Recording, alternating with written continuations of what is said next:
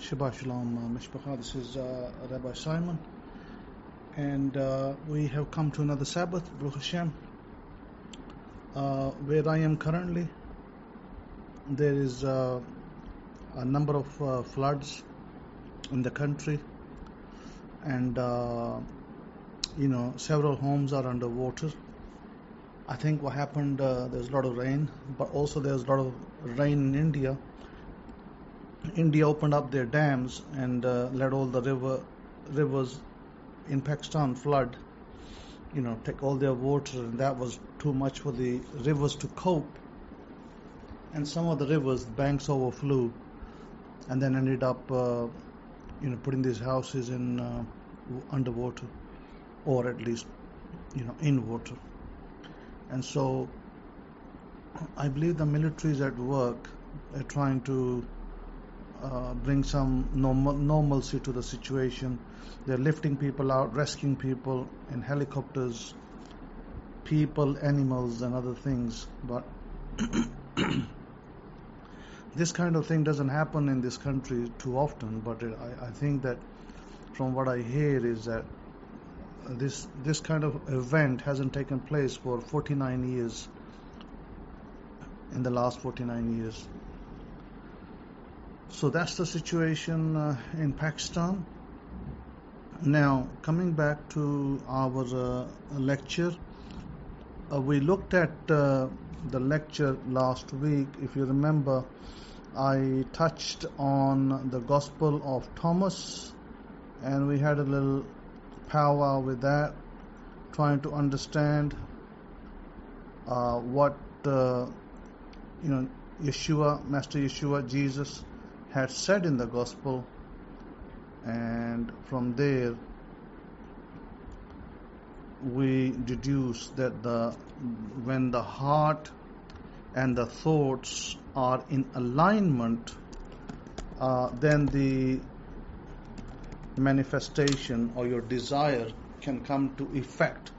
I wanted to read another passage which I think is relevant, or may be relevant. Let me just pull up that passage as well, because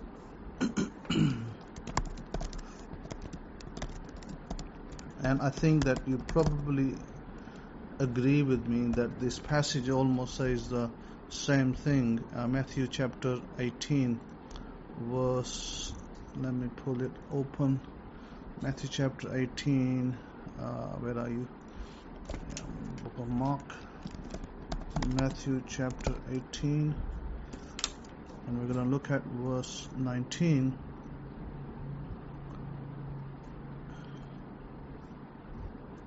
Again, truly I tell you that if two of you on earth agree about anything they ask for, it will be done for them by my Father in heaven.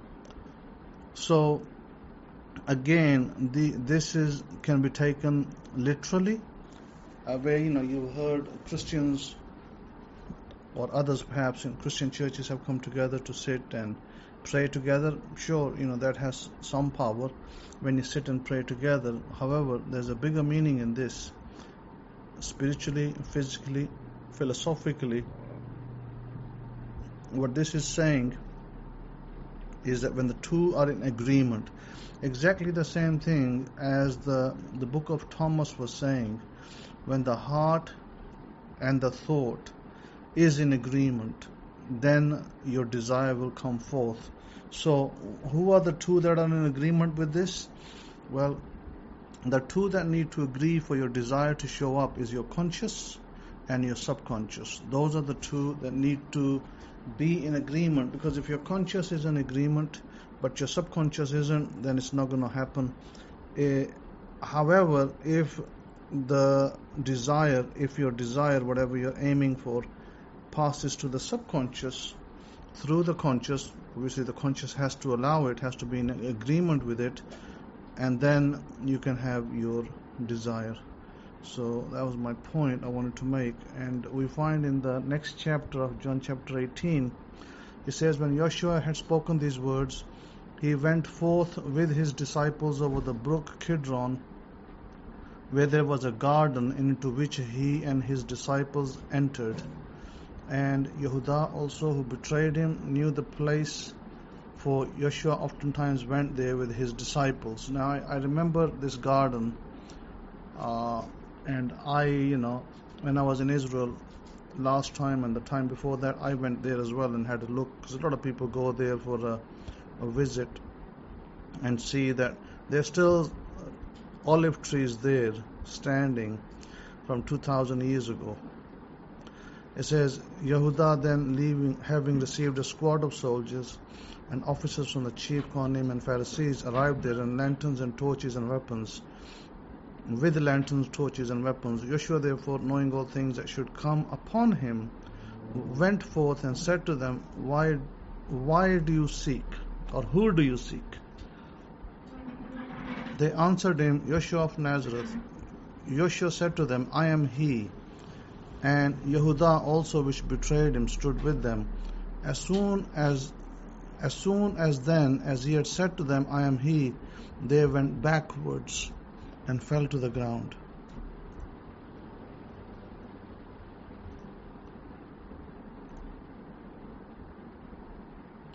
So the Master Yeshua had power, and because of this power,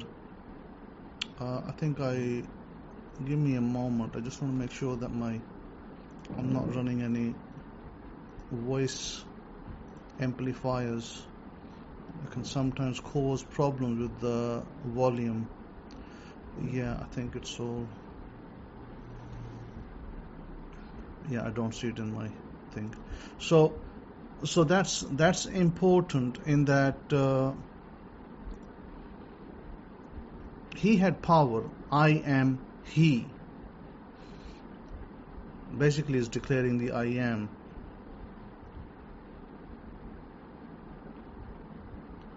And verse 6, as soon as he had said to them, I am he, they went backwards and fell to the ground. Then he asked them again, who do you seek? And they said, Yeshua of Nazareth. Yeshua answered, I have told you that I am he. If therefore you seek me, let these men go, that the saying might be fulfilled, which he spoke of them, which you gave me, have I lost none. Then Shimon Kepha, by the way, I'm reading from the Hidden Truths Hebraic Scroll 7th edition. Then Shimon Kepha, Simon Peter, having a sword, drew it and struck the Kohen HaGadol's high priest's servant and cut off his right ear. The servant's name was Melech. Then said Yeshua to Kepha, put away your sword into the sheath. The cup which my Abba has given me, shall I not drink it? Then the squad of soldiers and the captain and officers of Yehudim took Yeshua and bound him and led him away to Annas first, for he was the father-in-law to Caiaphas, which was the Kohen HaGadol, the high priest, that same year. Now Caiaphas was he which gave counsel to the Yehudim that it was expedient that one man should die for the people.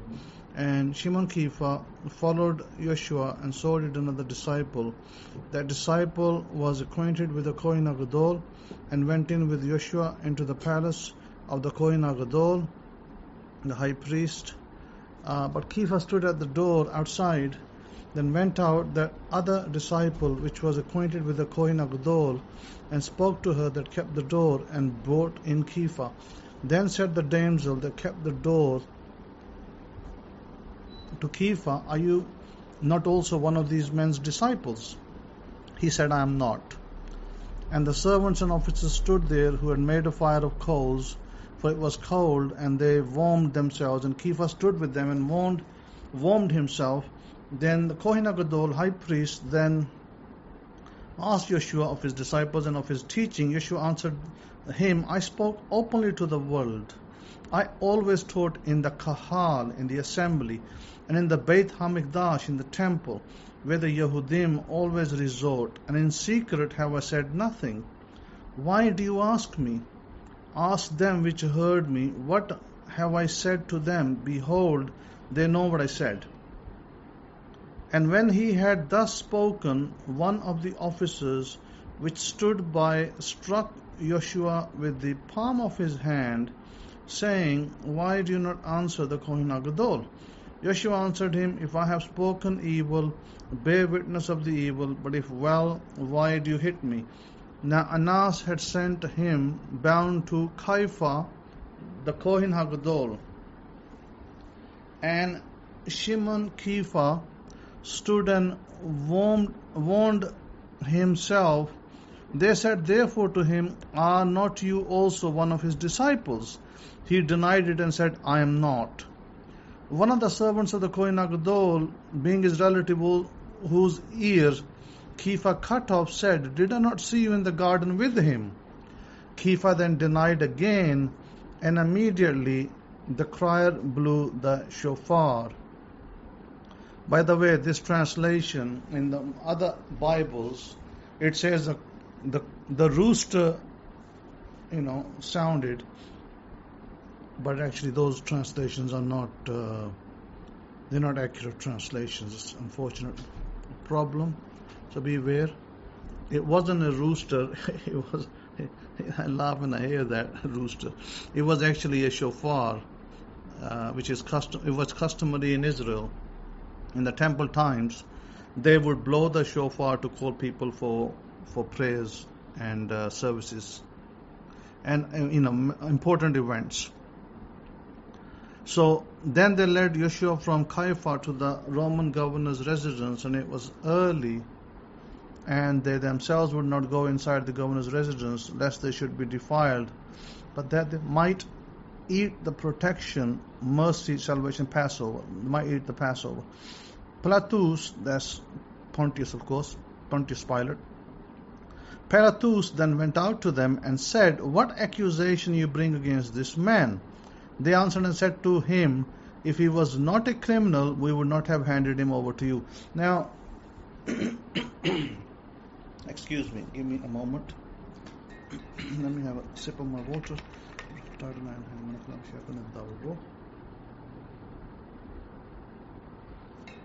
Now, I want to point out that a lot of people question and say, did Jesus really exist?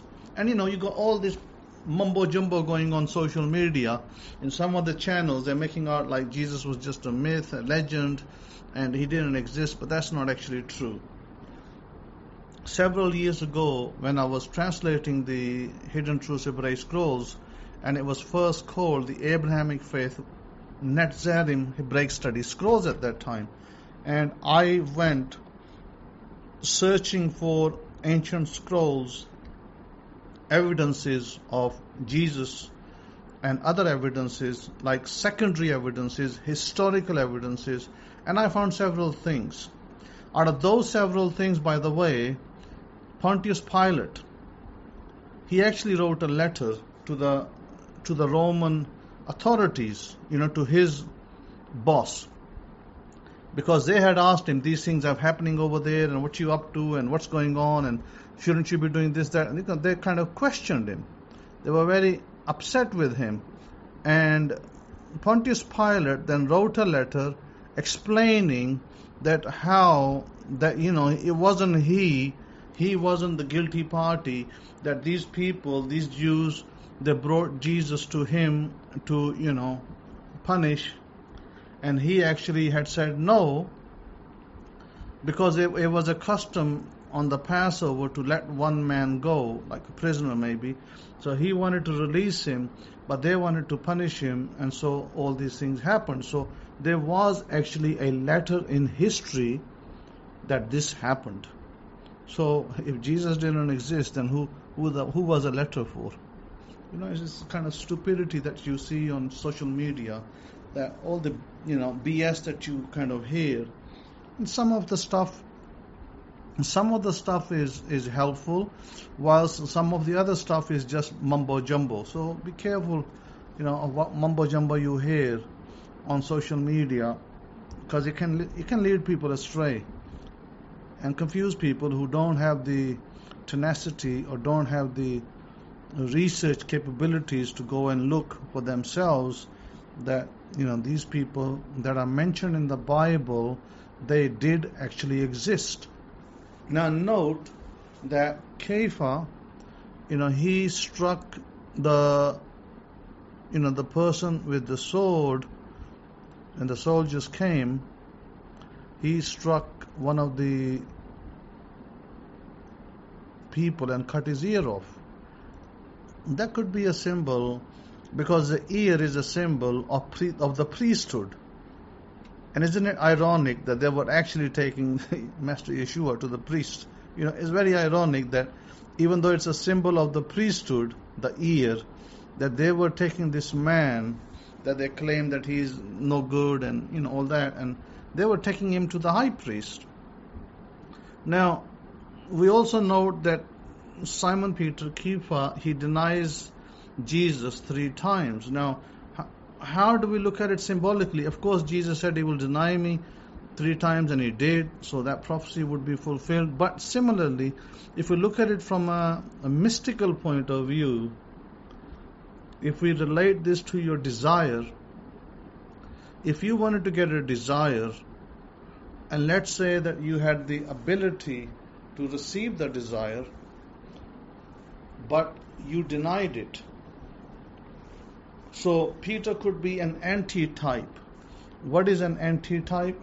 An anti-type is like, he's acting as the Satan, Hasatan. He's acting as Hasatan, who's denying your desire 3 times. So what do we learn from this?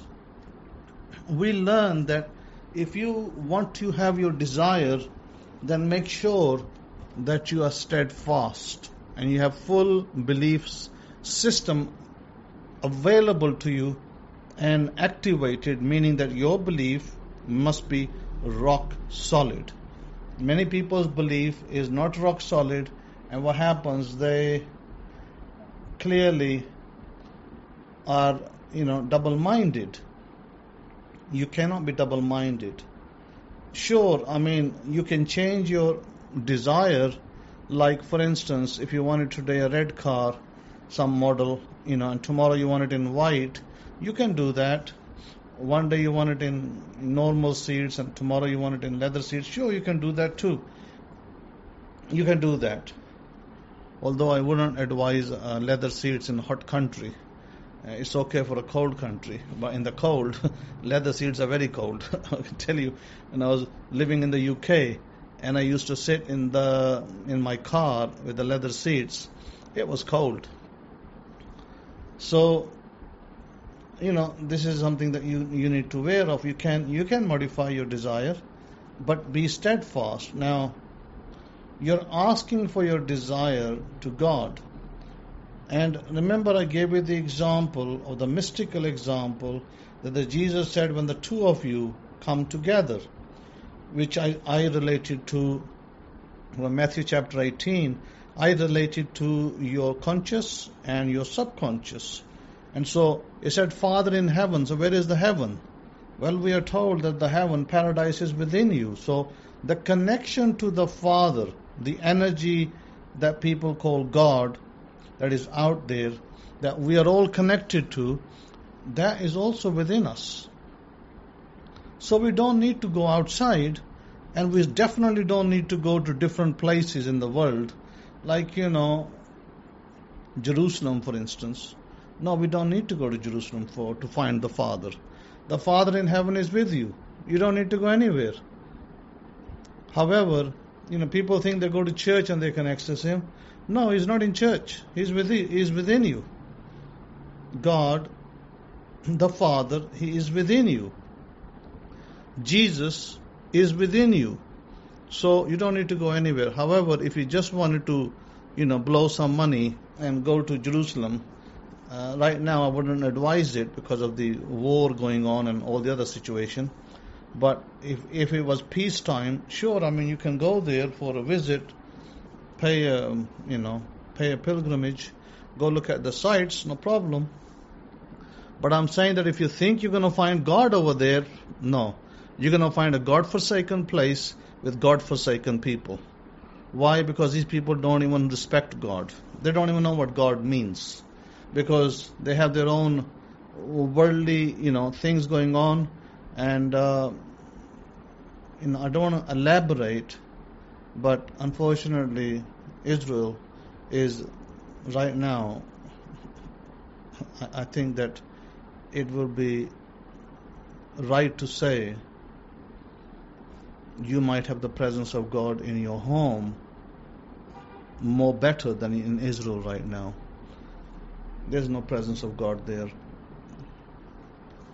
And when the presence of God comes, then CNN and surely and Fox News and ABC and CNBC News, they'll be the first ones reporting it. But right now our politicians are so corrupt. In the Senate, the politicians are so corrupt. The senators, they're being paid money, $1 million here and $2 million there, and look at what's happening in the world. Look at what's happening in Israel. Look at what's happening in Ukraine. And our president is clueless what he should be doing to stop all of this, because he's also making handshakes with people that he shouldn't be.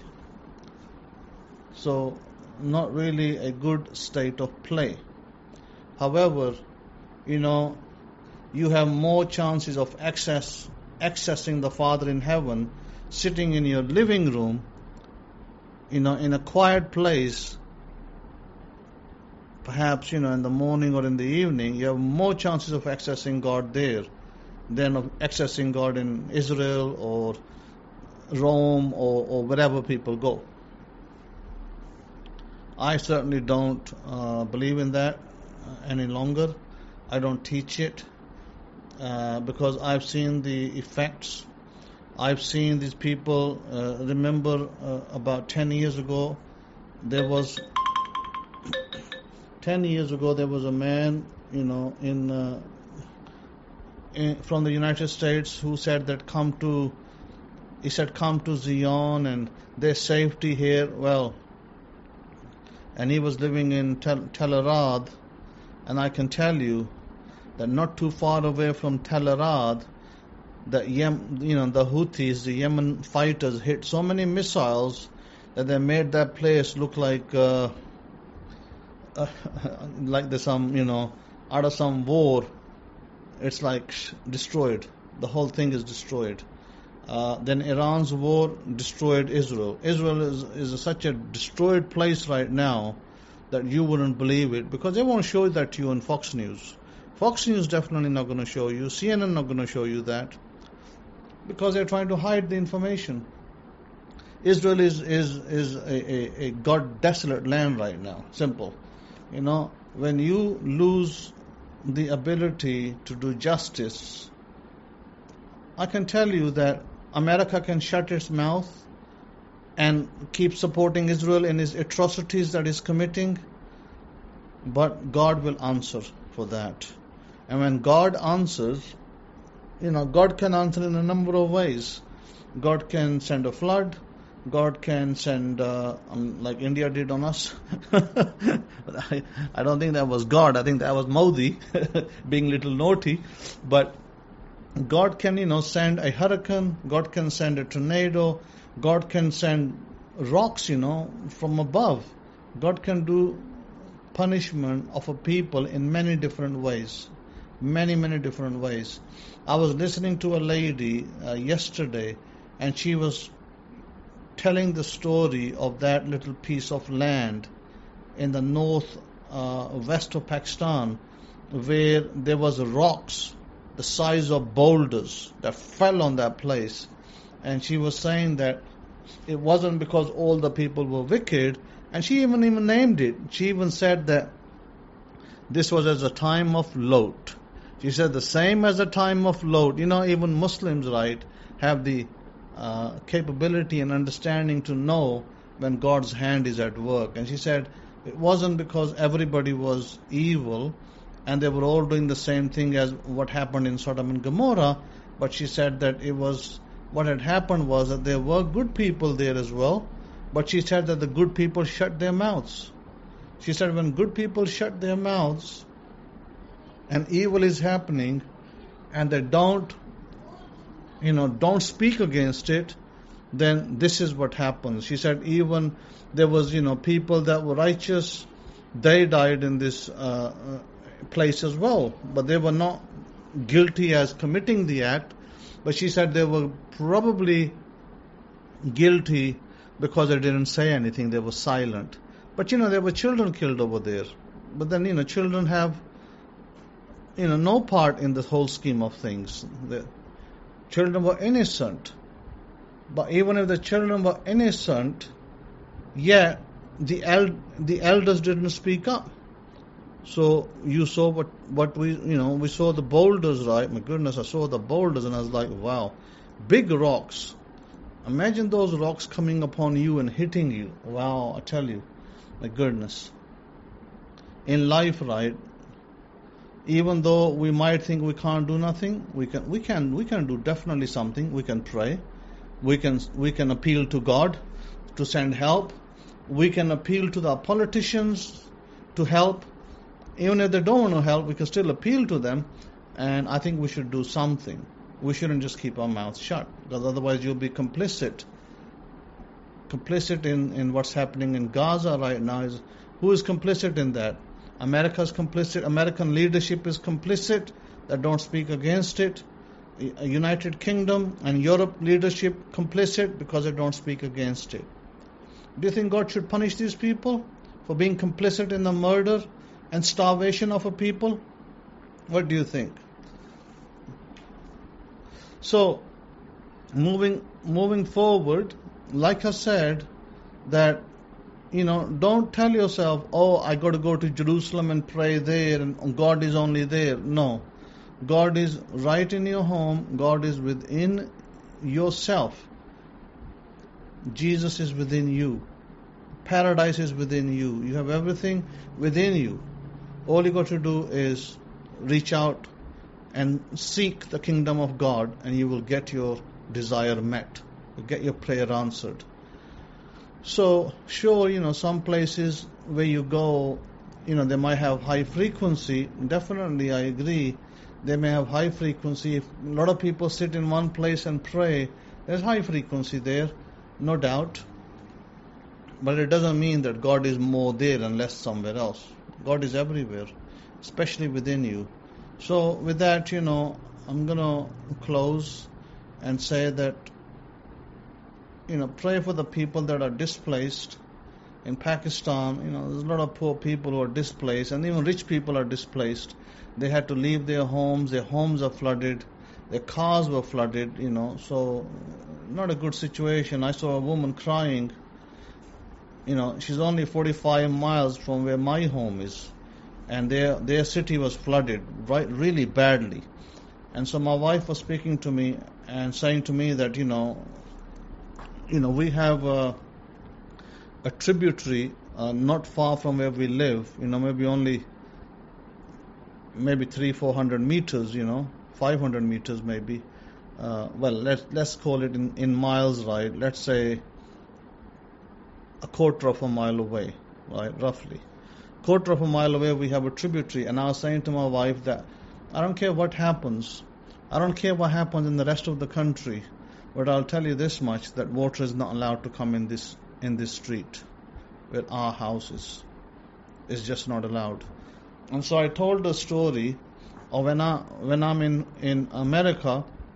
I told her that I was living with my friend over there a couple of years back, and there was a tornado that was coming. So my friend comes and was very worried, and in Fremont, Ohio, she was very worried, and she's like panicking, and she says, "Oh, we got to go to the basement."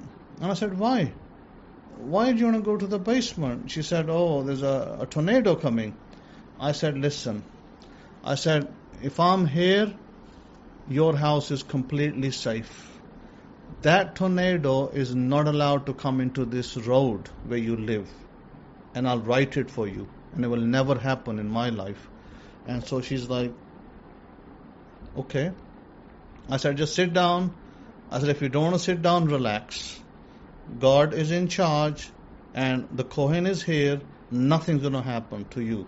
Nothing's going to happen to this property. I don't care that, you can have 10 tornadoes pass through this, town.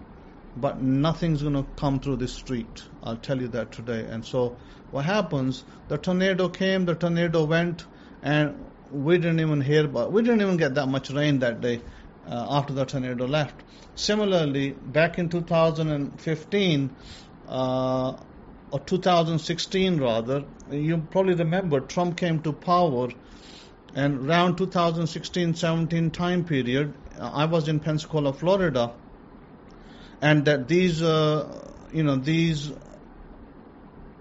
hurricanes were coming, and these hurricanes looked pretty serious. They were coming off the coast of Caribbean, and at the time, Mr. Trump made an announcement to people to clear their homes, board them up, and it's going to be dangerous. People might get hurt, blah, blah, blah. So I said to my students that time, I said, listen, what if I turn that away and it doesn't hit Tampa, it doesn't hit Pensacola, Florida, it doesn't hit any of our coastline, Louisiana and all that. And so they said, yeah, you could do that. I said, I will do that. I said, I'm going to turn it away, and I'm going to turn it towards the Carolinas. It's not going to come to us. And you know what I did? I stood outside, I prayed, and I turned it away. And it turned out 2 days later, the hurricane moved away, never touched our coastline, moved away towards the Carolinas. And what happened, some of my students who reported to me at the time, they said, who were living in Tampa, they said, we've never seen this before, that the water from the sea was so far away, it's like a mile away. The water just went back into the sea, and we didn't even see water close to our homes. Water even in the sea departed so far away. They said, we never saw that sight before. Why? Because the Kohen stood there and said, not going to happen here. It's not going to happen. And never let it happen. So the Kohen is the Kohen, no matter what, and no matter where he is. So no need to worry. Everything is good. Baruch Hashem. So I leave you with this, be happy, study, do some, prayer work every day, spend a little bit time meditating with yourselves and doing a little bit prayers for yourself and your families. Of course, I pray for you as well, so that things will be looking well for all of you. So until next time, have a great Sabbath. Shalom, shalom to you.